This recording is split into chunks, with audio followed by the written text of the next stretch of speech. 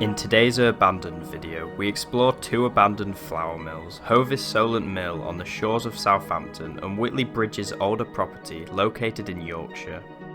Both factories contain identical machinery, architecture and structure, as well as numerous differences that we will highlight throughout this episode. It is an insight into buildings with the same purpose built at different times and how flour production has changed over the decades. Watch us uncover what lies within each and compare the two.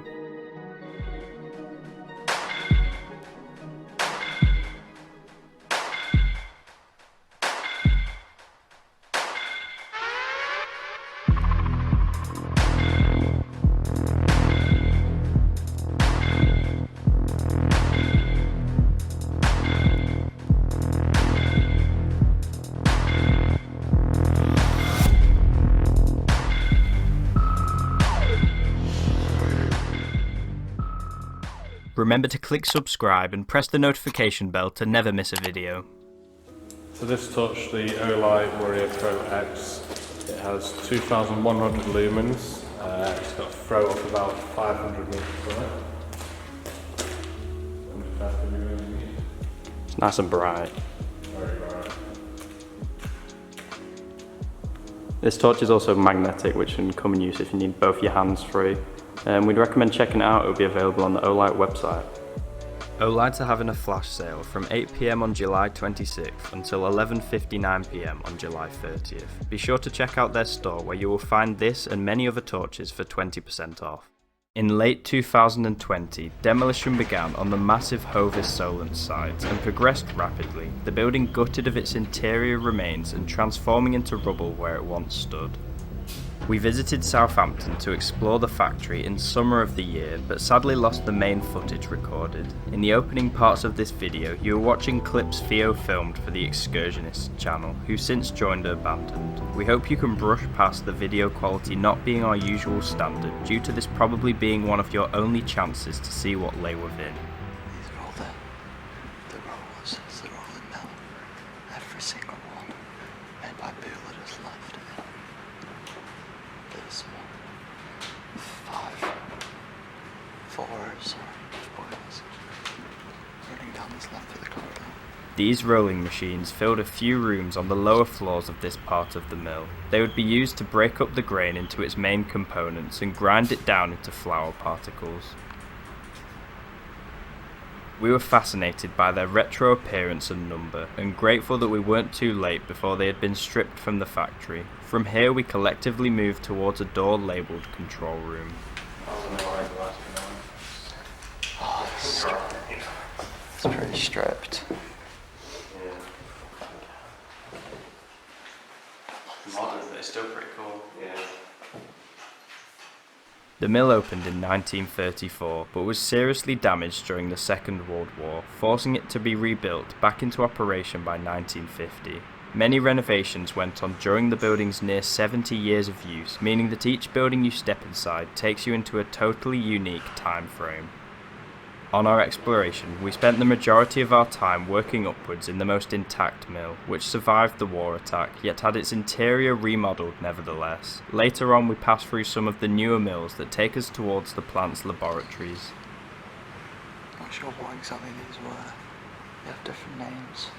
This one's an ex-Carter disc, whatever that may mean. But the one over there is called an ex-combinator, so they look rotary, but I'm not sure if they are. This room is adjacent and it's actually got natural light. You can see some colouring on the tiles. Sorry, on the pipes. There's a lot there to understand what's going on here. Still parts of flour or yeast in these boiler machines up on this floor. You can see it all like scattered across and around the edges of the tubes.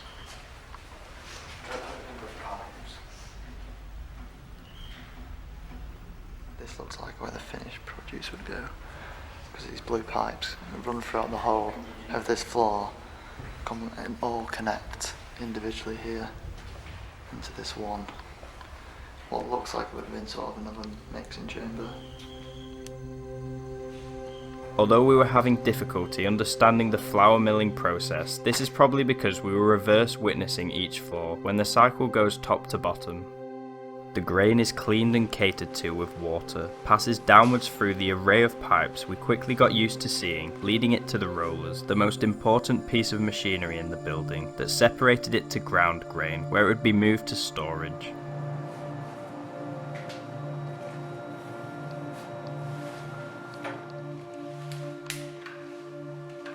Despite the complex being truly gigantic, this was all we have to share from the industrial regions. On the ground level we passed through many empty warehouses, taking us towards the labs. Oh my god, this is cool. These are the labs in here. So you can use for testing for all sorts of different things, chemicals used, etc. Just left.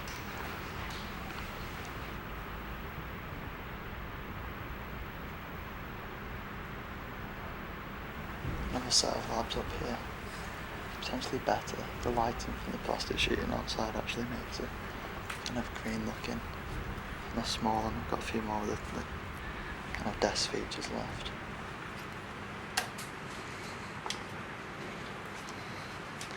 Some odd apparatus, not a lot of it left in this one, but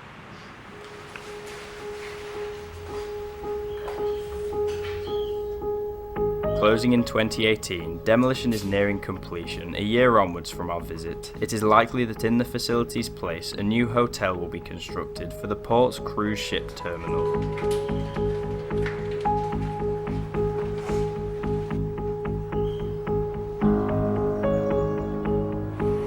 Months onwards, despite having never explored an abandoned flour mill prior to Hovis Solent's Goliath, we found ourselves at another in the middle of Yorkshire. This mill, known as Whitley Bridge, but last occupied by Bowman's Flour, was originally built in the 1870s and operated for over a century before closure in 2016. Instantly you can recognise the external brickwork and arched windows, disappointingly blocked up inside the building. Accessing this site was miles more simplistic, even though it boasted various loud sensory alarms. The factory is once again vast, but a lot more destroyed. We were intrigued to observe how Hovis Solent may have looked without decent protection. God, this place is a death trap. It's a little lab. Everything's so wrecked in here in comparison to the other flour mill we've seen.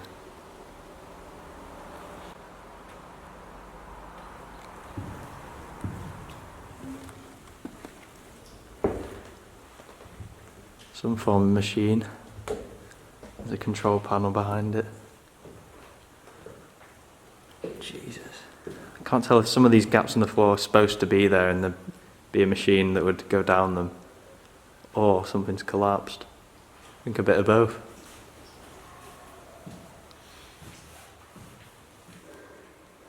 This is quite cool. It's like a map kind of the site from side on. The process was downwards, and the buttons and lights would show what machines were working at the time, and it moves down to here where it finishes. In relative terms, the older flour mill was identical to Southampton's based on the flour production process. Using the large labelled control panel, we were able to spot the vertical layout with grain entering at the top and flour being exported from the ground. oh, it looks better up here.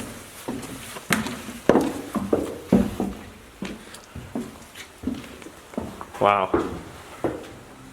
Nice, aren't they? The colours are really cool. Yeah, I'd actually say these are better than the other flour mill because Yeah, potentially. they look older. Despite not being as high-tech as the span of Beulah rollers at Hovis Solent's factory, these red and blue auto rollers would have got the same job done. It was interesting to see a similar pattern of machines in both industrial buildings, key to flour production and revolutionary in their moment. It seems that they are outdated in the modern day, having been left to decay in both situations, possibly due to their lack of portability. You can even see a digger flipping one of these machines in the demolition footage at the start of the video. Each of the machines have these little labels on. I don't know if that was the year they were made redundant. I've seen 2006, 7, 4. This one says 2009. Maybe the year they were brought in, I'm not really sure when this place closed.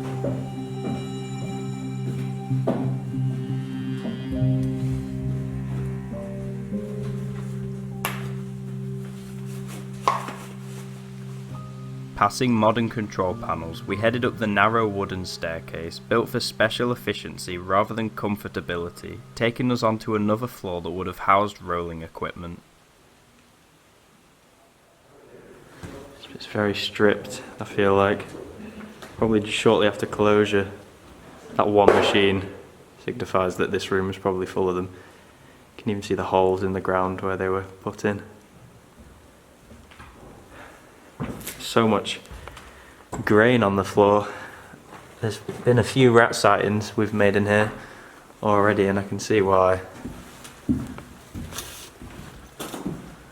Oh, this is cool.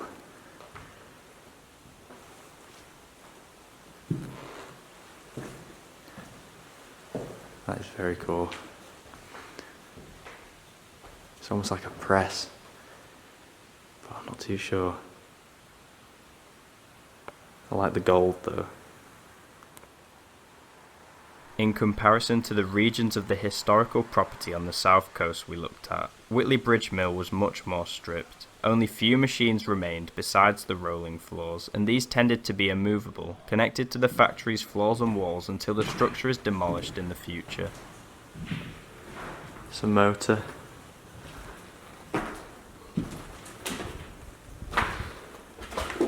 Oh wow. It's pretty cool. It's a hopper of some sort and it would connect to something here. This might be my favourite room I've seen so far of the building, aside from the one with all the machines. Strange place to put a control panel though. There's so many of them dotted around. Water is definitely a vital segment to flour production, which explains the towering silos inside and outside either mill. These would hold tons and tons, used to temper the grain in the beginning of its alteration into flour.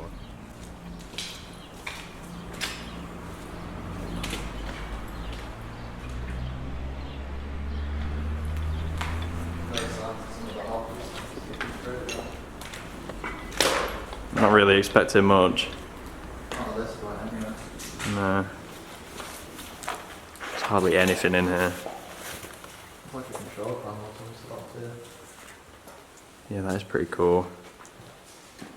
Is that a rat? Where? In the control panel? Yeah, it is. There's a Over couple. there, yeah. I've seen a few rats. Oh my god, look. Try and get it. See these little heads pops up, there he is. Oh my god. Oh my god, my breath went back. I thought someone was flying in front of me. Holy shit, maybe that's the home. Maybe. I'm not going to get a close-up cinematic of the panel though. Following yet another close contact with rats, we decided we had covered all of the second flour mill and left. We are unsure what is to come for this building, but for now it sits vacant as a reminder of its important role in its town through past decades.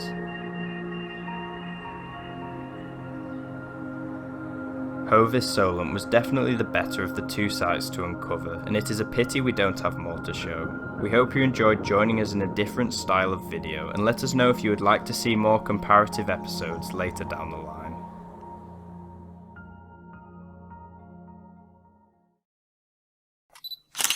Here are some of our photographs captured at both flour mills. If you like the look of them, check out our Instagram page where we share images from our explores months before they are seen on YouTube.